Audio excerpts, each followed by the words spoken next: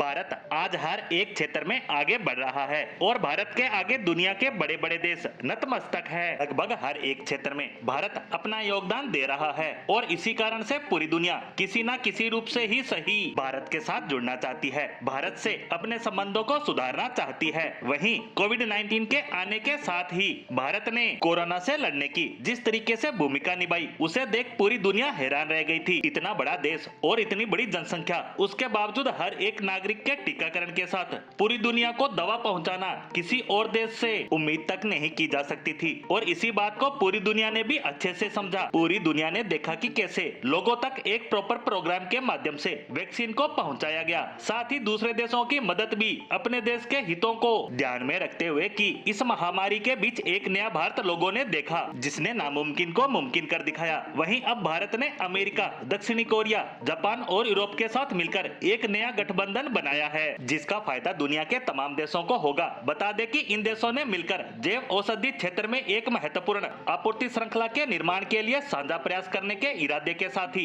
एक गठबंधन की घोषणा की है। अमेरिका, दक्षिणी कोरिया, जापान और यूरोपीय संघ मिलकर एक ऐसा गठबंधन बनाने वाले हैं जो जैव औषधि के क्षेत्र में दुनिया तक जरूरत की दवाइयों को समय रहते पहुंचाएगा। बता दें कि दक्षिणी कोरिया के राष्ट्रपति के कार्यालय ने इसे लेकर बड़ी घोषणा की है। इस गठबंधन के उद्घाटन बैठक बायो इंटरनेशनल कन्वेंशन 2024 के दौरान सेंट टियागो में आयोजित उद्घाटन समारोह में इसका ऐलान हुआ। दुनिया की सबसे बड़ी जैव औषधि प्रदर्शनी में भाग लेने वाले देशों के सरकारी अधिकारियों के साथ जैव औषधि और दवा कंपनियों के प्रतिनिधि भी इसका हिस्सा रहे। बैठक में शामिल पक्षों ने एक विश्वसनीय और टिकाऊ आपूर्ति श्रृंखला के महत्व पर जोर दिया। सबने माना कि दवाओं के लिए जरूरी कच्चे माल और अवयवों का उत्पादन कुछ ही देशों तक सीमित है। ऐसे में इन देशों को एक साथ मिलकर बड़ा फैसला करना होगा। संगठन में शामिल सभी पक्ष आपूर्ति श्रृंखला का विस्तृत मानचित्र बनाने के लिए मिलकर काम करने के लिए सहमत हो चुके हैं। वहीं देखा जाए तो कोविड महामारी के दौरान भारत ने